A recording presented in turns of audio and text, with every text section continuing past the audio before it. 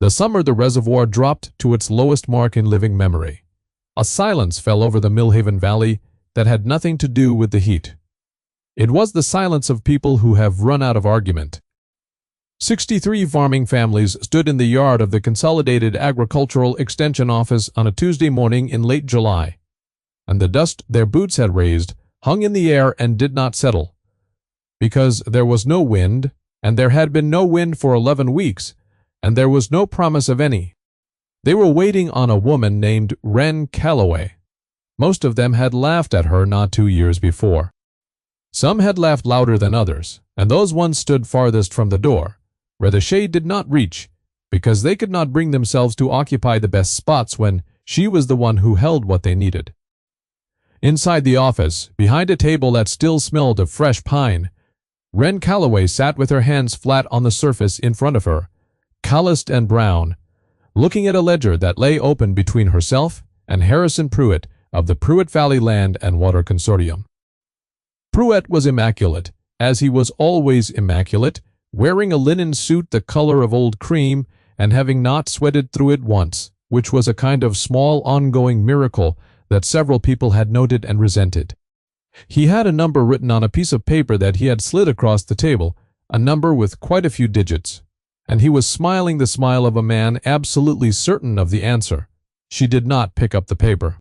She looked at it from a distance, the way you look at something that has already stopped being relevant, and she said, in a voice so steady it could have hung a level, that she was not selling. Then she rose, walked to the door, opened it, and told 63 families what she was going to do for them instead. And the sound that came back from the yard was not cheering exactly. It was the sound of people who had been holding their breath for 11 weeks, finally letting it go. But to understand what Wren Calloway did on that Tuesday morning in July, you have to understand what she did on a Thursday morning in October, 22 months before, when she drove a borrowed truck with a cracked windshield down the county road toward 65 acres that everyone in the valley agreed was the most useless piece of ground between the ridge and the river. She had $4,300 to her name when she signed the papers. The land cost her $65, $1 an acre, which is the price of land when no one wants it. When the county assessor has stopped pretending it has an agricultural designation, and the title has sat in a drawer for 9 years gathering the legal weight of 3 drainage disputes that had all been resolved by abandonment. The previous owner, a man named Elton Greer, had bought it as a speculation and understood his error within 1 growing season. He tried to sell it to 7 different parties and failed each time, and when Wren Calloway offered $65 in hand, he took it, reasoning that $65 was $65 more than the county would have given him, which was nothing. Elton Greer did not ask her why she wanted it. The charitable interpretation was that she did not know. The other interpretation, which was the one Millhaven Valley settled on when word got around, was that she was the kind of woman who makes bad decisions the way some people make cold coffee, habitually and without learning from the experience. She was 31 years old, come from 3 counties east, from a place called the Sadler Hollow area, where her grandmother had kept a small operation of a kind that had fallen largely out of fashion. She had no husband and no family within 60 miles, and no references anyone could verify, because no one in the valley knew anyone from the Sadler Hollow area.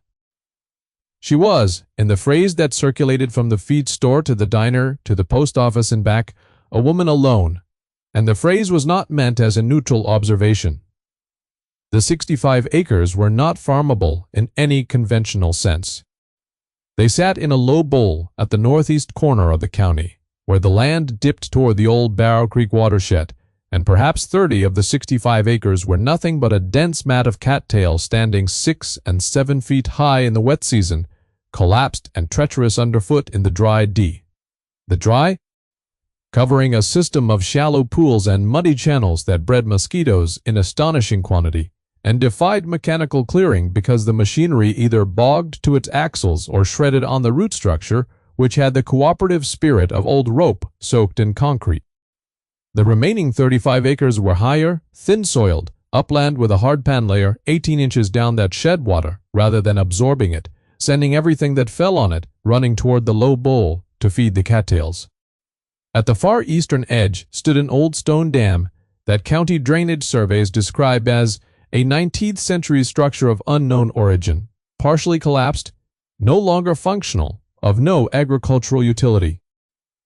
There was a shed on the upland portion, with a roof on 3 sides and a partial floor, which the previous owner described as the amenities.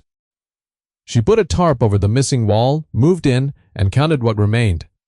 $4,235, $65 having gone to the land and $420 to the hogs, leaving $3,815 in hand against whatever came next. That was the first entry in the arithmetic she would come to call the count. A running tally kept in a small notebook, assets against obligations, the way a careful person manages the distance between themselves and disaster. She had brought hogs, 6 of them, purchased at a dispersal sale 2 counties over, a heritage breed, old and dark-bristled and long-snouted, that the auctioneer described, with visible lack of enthusiasm, as feeder stock of uncertain pedigree. The man at the rail beside her said to the man beside him that whoever bought those animals was buying somebody else's headache, and both men laughed, and neither of them bid. She paid $420 for all 6, and loaded them herself. She had named them before she reached the valley. There was one boar of middle age, dark as a storm cloud and deliberate in his movements, with a patience in his eyes that she privately thought resembled the best kind of person she had ever met. She called him Steadfast. The others were Marigold, Ruth, Clover, Peg, and Absalom, who was young and curious, and investigated everything with his nose before committing to any opinion, which she considered admirable. Word traveled fast in Millhaven Valley, as it does in places with one diner. The summary at the counter of Delph's family restaurant within the week was as follows. A woman alone had bought the Greer Swamp for $65 and moved into the shed with 6 plug-ugly hogs of no particular breed. And the smart money said she would be gone by spring. Arison Pruitt heard the summary, drove out to look at the property from the county road, then returned to his office in the valley's largest building and dictated a memo noting that the Greer parcel, now the Callaway parcel, remained of potential interest as a drainage easement and that contact should be initiated at an appropriate interval, meaning after the current owner had suffered sufficiently to be motivated to sell. He came himself in November, wearing a wool coat with a velvet collar, driving a truck newer than anything else on the county road by several years. She was mending fence on the upland edge and did not stop working while he introduced himself. He was charming. His observations about the terrain's challenges were technically sympathetic and actually insulting. He offered her $800, which he described as nearly 14 times what she had paid, as though the profit percentage were the relevant measure rather than the absolute sum, which was $800. She said she was not looking to sell. He said the land would be a struggle, that the consortium had resources a single independent operator would find difficult to replicate, and that his offer was extended in genuine neighborliness and would not remain open indefinitely. She set a staple with the tool she was carrying and said that she appreciated neighborliness wherever she found it, and found it mostly in people who helped without the asking. Then she went back to mending. He drove away and dictated a second memo. The appropriate interval would need to be longer. The first winter tested a theory. The marsh froze in early December and thawed in mid-January, and flooded in February when the snowmelt came too fast and the shed floor sat under 2 inches of water for 9 days. She moved the hogs to the highest corner of the upland and slept in the truck, keeping the count with increasing precision. What feed cost per week, what fencing had cost, what truck repairs would cost when she reached them, against the zero she had earned since arriving. On the 43rd day of the new year, she sat in the truck in the dark, looked at the numbers, and understood she had enough cash for perhaps 3 more months at current expenditure. She needed something to change.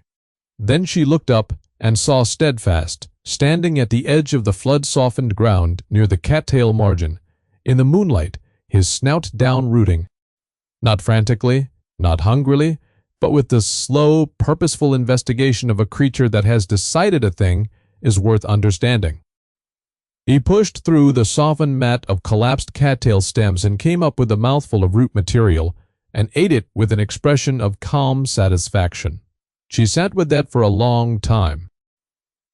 In late February, when the ground firmed enough to walk without sinking past the ankle, her nearest neighbor came to introduce himself. He was Theodore Basarab, 74 years old, who had farmed the adjacent upland to the north for 31 years, having arrived from a region of Romania where, as he explained, without elaboration, the land also kept secrets that required patience to hear. He was slight and brown and wore a hat in all weather, and he accepted the cup of coffee she made on the camp stove and looked at the hogs without mockery, which was notable.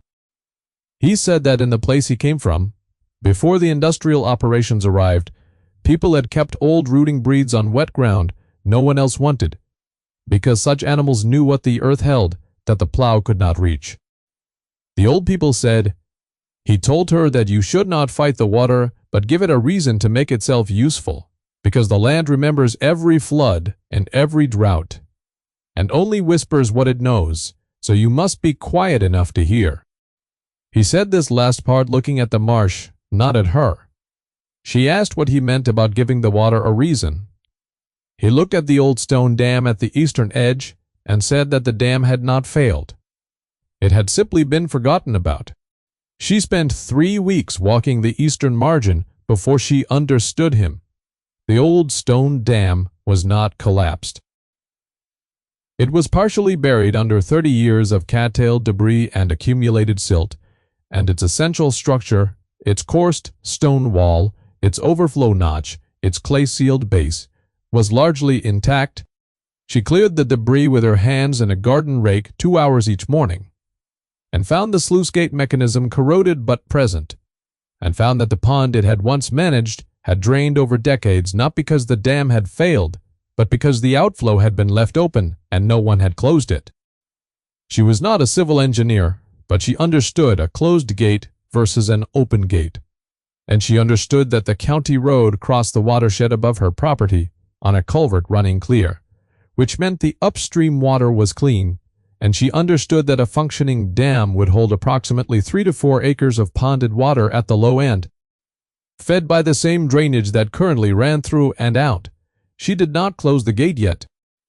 She put a hand on the stone and looked at it a long time, the way Steadfast looked at the marsh margin, and went back to the shed and changed the count. She let the hogs work the cattail margins through March and April and May, following them and watching, moving the temporary fence in sections to give them fresh ground and pulling it back to let the disturbed earth rest and drain. They were efficient and unhurried. Steadfast was methodical. Marigold was territorial about the good patches. Absalom, being young, tried to eat things he should not, including one of her leather gloves. By the end of May, she could see the cattail stand retreating. It was not dramatic, and it was not the kind of transformation that photographs well. It was subtle and real.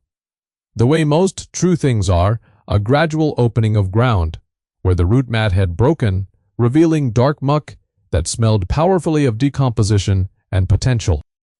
In the opened patches, where May rain pooled in the hoof-churn channels, she could see how the water moved and where it rested, and she began to understand the properties' hydraulic logic for the first time. The land was telling her something, quietly, in the way Theodore Basarab had said it would. She listened.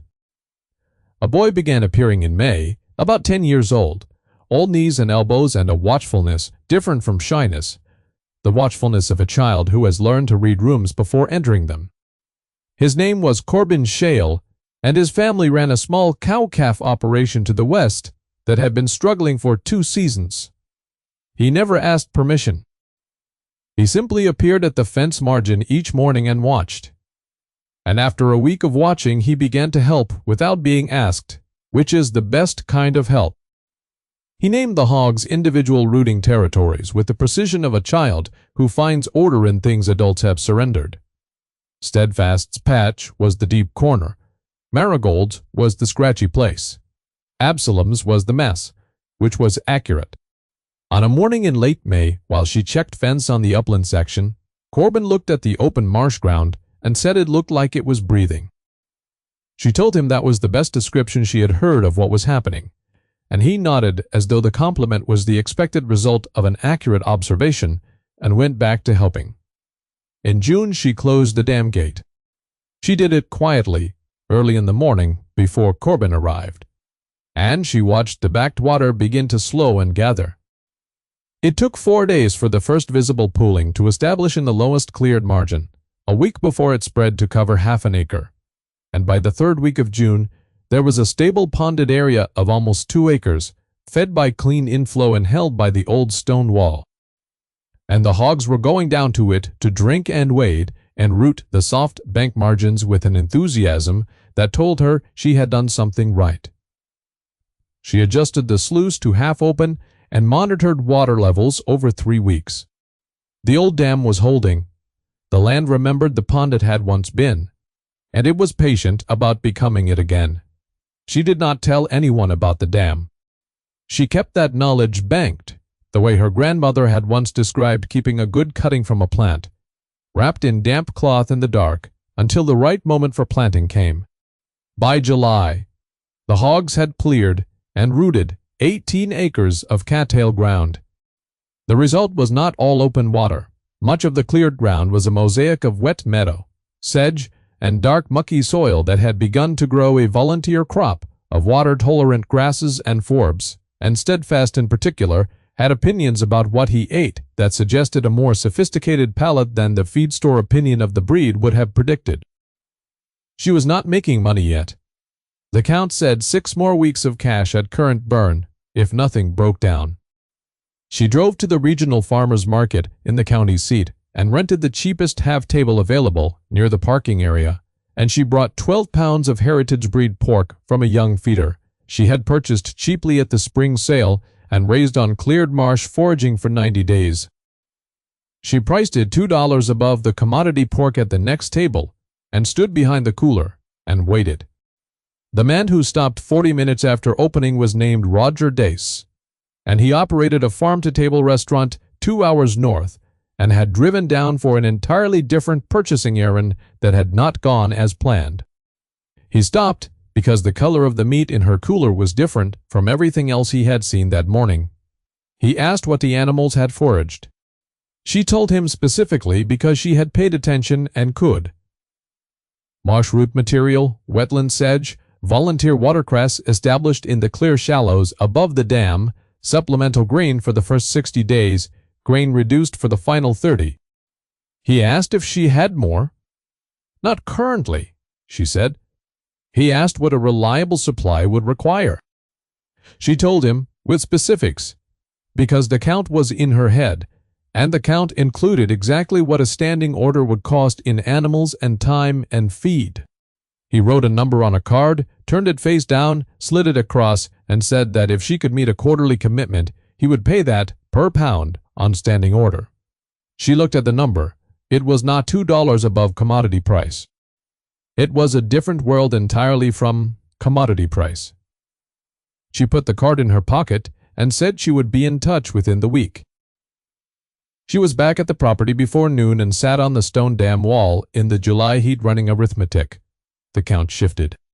The 6-week margin became something else, and the something else was the first time since October that the asset side of the ledger was larger than the obligation side, larger by enough to change the nature of the question she was asking, which had been whether she could survive, and was now, for the first time, what she could build.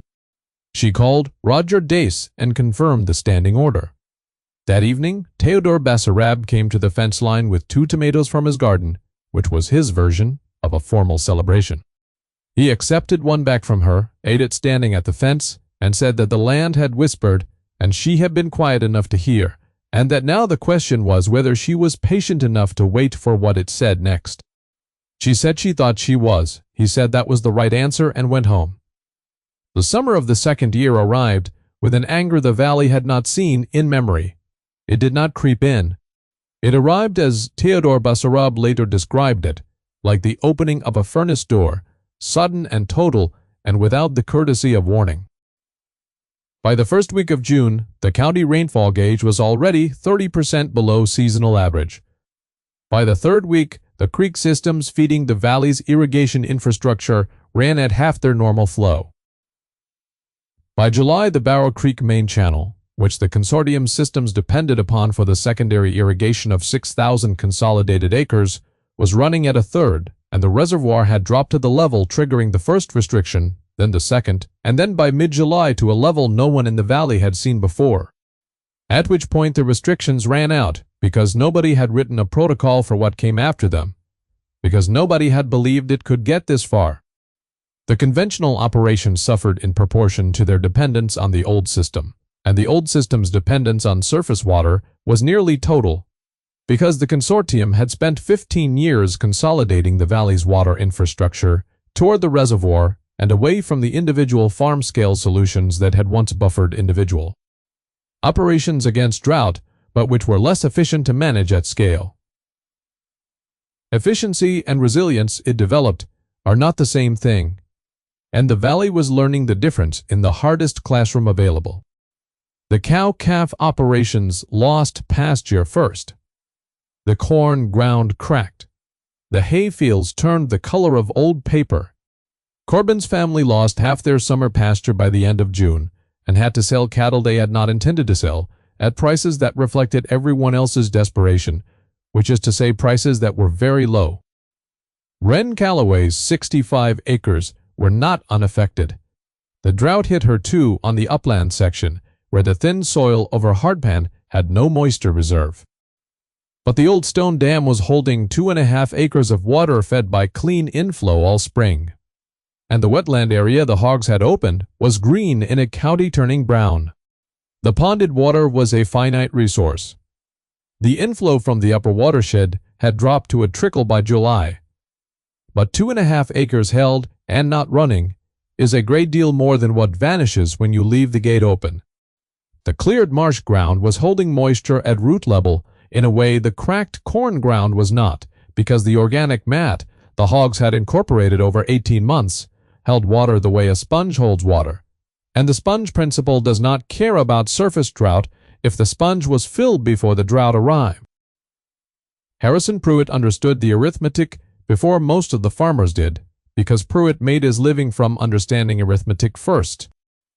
What the arithmetic said was that the Calloway property was the only significant independent water storage in the northeast quadrant not tied to the consortium system, and that controlling it during a crisis of this severity would deliver extraordinary leverage over the families in that quadrant. He drove out in mid-July, still immaculate in the linen suit summer configuration, still unaccountably dry. He offered her $12,000 with genuine respect this time, rather than performative charity, because he was genuinely impressed, and the price reflected both that and the urgency he could not quite keep off his face. She said she was not selling. He said the county might have an interest in her water rights under emergency provisions, and that the consortium had a working relationship with the county she might find relevant. She said she was familiar with emergency provisions and believed those provisions concerned sharing resources for public benefit rather than acquiring them for private management, and that if the county wished to discuss public benefit, she was glad to have that conversation directly with the county. He left in the direction of the county seat. The rumor began the week after his visit. It was specific, which is the property of rumors that have been manufactured rather than grown, because organic rumor is vague and shifts with each telling, whereas manufactured rumor maintains a precise shape sustained by the person with an interest in its details. The rumor said the pond water was not clean, that the hogs had fouled it, that a veterinary concern had been raised. It reached a Shale family first, which was the cruelest geometry, because their directness to Wren Calloway made the rumor's arrival at their door also a test of whether her nearest allies would hold. Corbin's father, Will Shale, came to her fence line, told her what was circulating, and said he did not believe it, but that she should know. She thanked him and showed him her water testing records, kept monthly since she had closed the dam gate, because she had always intended to use the pond for animal watering, and had tested it accordingly. 5 months of documentation, all clean. She gave Wilshale copies of everything. Then she made an appointment with the county extension office and asked, in a calm and specific way, how a rumor about an unspecified veterinary concern circulates with geographic detail that would require access to the property's measurements to generate, and whether the county was aware that the consortium had been proposing to acquire her water access specifically during an emergency period.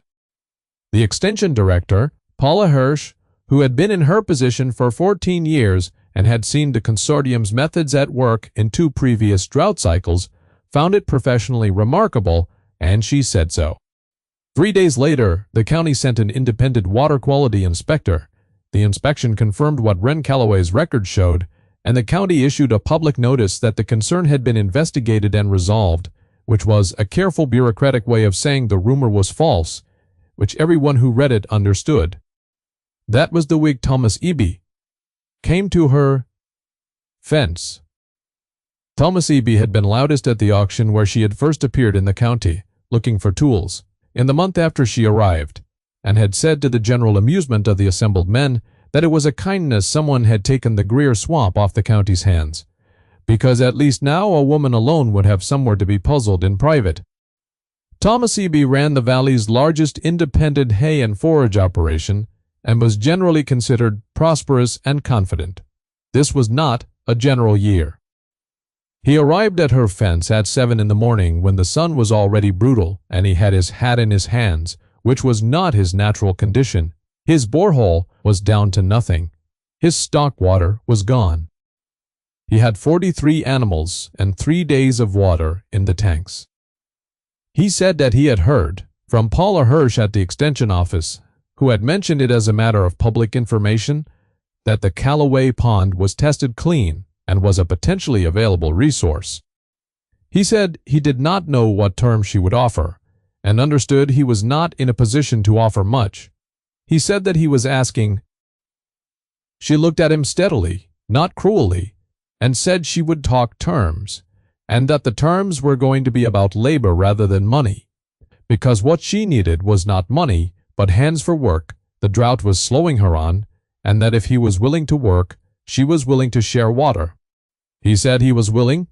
She said she thought he probably meant it. Corbin Shale watched this exchange from behind the fence post and afterward told her that Thomas Eby had looked smaller than he used to. She said that hard seasons make people their actual size, and that actual size is not always smaller. Sometimes it is more honest, which is not the same thing as small, and that Thomas Eby, in her opinion, had the potential to be his honest size, which might in fact be fairly substantial. Corbin considered this and reported that Steadfast had been watching the conversation and had seemed, in Corbin's assessment, neither approving nor disapproving, but attentive, which she thought was the most accurate character review Steadfast had received to date. The county extension office called the following Thursday to say they had received requests from 41 additional operations about the Calloway pond, and asked whether she would discuss a coordinated arrangement rather than individual negotiation, and also whether she was aware that Harrison Pruitt had submitted a formal proposal to the county suggesting that the consortium could serve as administrative intermediary for any regional water-sharing arrangement in exchange for a 20-year easement over any participating property. She said she was not surprised and that she was willing to come to the extension office, but that the meeting should be open to all families in the affected quadrant, and that she had things she wanted to say before any formal proposal was entertained. Paula Hirsch said she had been hoping she would say something like that. Harrison Pruitt arrived that Tuesday morning with his proposal already prepared, typed, and bound, 30 pages of administrative infrastructure in which the consortium served. As administrator, maintained operational control of all participating water sources, billed participants for administrative services at a rate to be determined by the consortium. And retained right of first refusal on any participating property offered for sale in a 10-year window following the emergency period. He had the proposal stacked neatly in front of him, the pen ready, the smile ready, and the figures ready. Including the number of acre-feet of water he estimated the Callaway Pond to hold. The figure was precise. More precise than a man who had not been on the property could have known. It matched her own measurement to within 3%, which meant someone had been measuring without her permission, trespassing under Section 18 of the County Land Ordinance, and she noticed the number and held it in her mind like the stone of a fruit, something small and hard and conclusive at the center of the soft material around it. She let him present. She let the room hear it all. Then she asked, in the quiet and specific way she had asked Paula, Hirsch, where the figure of 1.47 acre-feet of storage had come from, and why it matched her own survey data so precisely if the consortium had not had unauthorized access to the property for measurement purposes. The room was very quiet. Harrison Pruitt did not have an answer that helped him. He had 3 or 4 sentences that were not quite lies and not quite truth, and they did not survive the silence around them.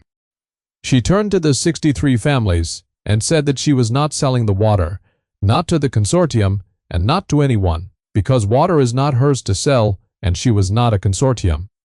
She said she was a farmer with a working wetland built by 6 hogs and a stone dam and 22 months of patience, and that she was willing to share the water with every family in the northeast quadrant that needed it on terms of shared labor and reciprocal assistance. This season, she would open the pond for stock watering and supplemental irrigation on a rotational schedule that she and Paula Hirsch and a committee of 3 farmers would manage together, and in return, the participating families would contribute labor to the wetland restoration work the drought had interrupted. Specifically, the remaining cattail clearing on the eastern margin and the reinforcement of the dam spillway, because the dam was everyone's insurance now and should be maintained by everyone's hands. The arrangement would cost each family nothing but time, and when the drought broke and the reservoir recovered, she expected nothing further in return, because she was not in the business of holding people to agreements made in desperation. She had gotten what she needed from this valley already, which was a place to do the work she understood how to do, and that was payment enough for a great deal of water. Thomas Eby, standing at the back of the room with his head in his hands again, said something in a voice rough with something besides the heat, that she was owed better than a place to work alone, and that in his view she was owed the community's acknowledgement that they had been wrong to dismiss what she was doing, and that he was saying so first. Because he had been wrong loudest, several men removed their hats, several women touched each other's arms. The room did not cheer. It breathed out, the way a room breathes when something long suspended has finally been said.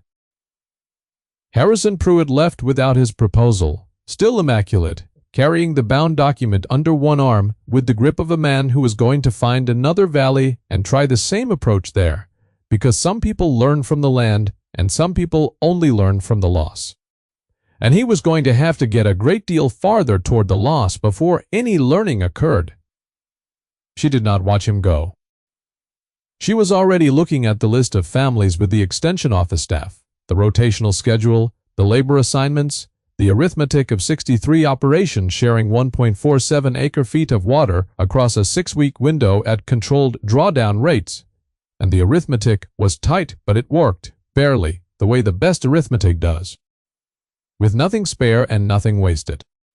The rains came in the 3rd week of September, 3 days of steady soaking rain that the Weather Service had predicted would miss the county, and which did not miss the county, the kind of meteorological error the county had needed rather badly. The reservoir began its recovery. The creek systems responded. The ground, which had been as hard and closed as an argument that no one has bothered to answer, opened slowly and absorbed what it received, and the wetland margin of the Callaway property, which had the deepest organic incorporation of any ground in the northeast quadrant, thanks to 18 months of hog work, absorbed the most and showed the green return fastest. Steadfast walked the dam wall in the rain with the expression of an animal that has always known this was coming and saw no reason to be surprised by the confirmation. Absalom ate part of her rain jacket. Marigold stood in the deepening pond shallows and appeared satisfied with the direction of events. Theodore Basarab came to the fence line on the fourth day after the rain started, wearing his hat and carrying 2 late-season tomatoes, his standard unit of ceremony. He looked at the green ground and the hogs and the dam and the pond, which was refilling from above to supplement the managed inflow.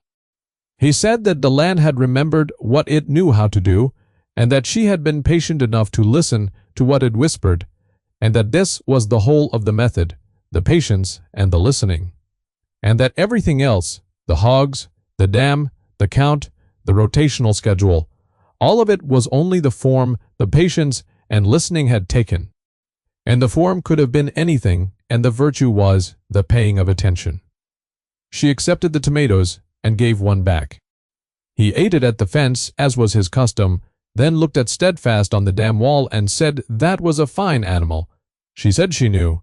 He said that Steadfast knew it too, which was also important, and she agreed that it probably was.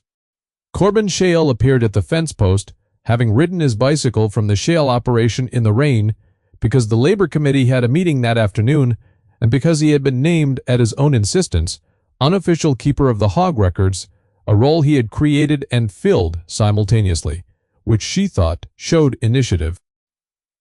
He reported that Absalom had consumed a further portion of the rain jacket and that the situation could be described as ongoing. She said that was consistent with Absalom's character and expected to remain so. Corbin wrote something in his record book. Theodore Basarab finished his tomato and walked home along the fence line in the rain with his hat on. She stood at the dam wall in the wet and looked at the 65 acres that everyone had agreed were worthless, which were now green in a brown county, which had watered 63 family stock through 11 weeks of furnace heat, which had fed 6 hogs and a standing restaurant order and a labor committee and a child's unofficial census of 6 named animals. She looked at the count in her head, the running arithmetic that had started at $4,300. With 65 paid out and a 6-week margin between her and nothing. And she ran it the way she always ran it, carefully and without romance. Assets against obligations, and for the first time since she had arrived in the valley. Obligation side was not a number at all. It was something that does not fit in a ledger column, which is the weight of being known and trusted and belonging to a place because you have given it something real, and it has given you something realer. And that is an arithmetic that comes out even no matter how you run it, if you have been patient enough to wait for the final sum. Steadfast stood in the rain on the dam wall and did not move, the way he never moved when the count was right, and the water rose behind the old stones, and the ground remembered what it knew, and the valley was, after everything, sufficient.